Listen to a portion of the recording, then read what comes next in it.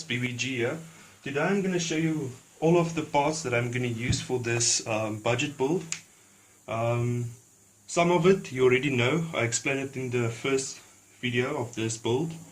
And yeah, what's new here is a motherboard that I'm going to use is a ASRock 861M VS3. This thing is about 20 to 30 bucks when you buy it new. It's overclockable. Yes, it's a LGA 1155 and it's an older model, but I'll show you guys how this performs. The CD-ROM is a normal LG super multi reader and writer. Yeah, and the hard drive I ordered didn't come, so I'm going to use a older one that I have in stock here. Is also 1 terabyte, but it's already got Windows preloaded and some of the drivers for this motherboard.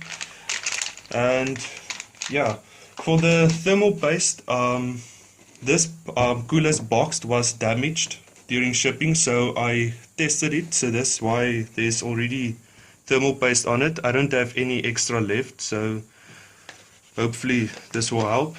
For the box, I'm going to use the one I showed you. Here's a preview of it.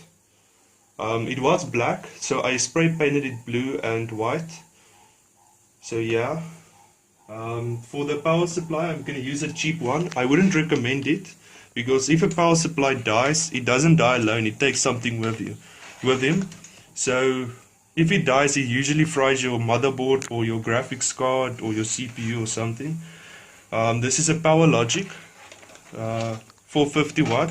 It's not recommended for overclocking, but we'll see how far we can get.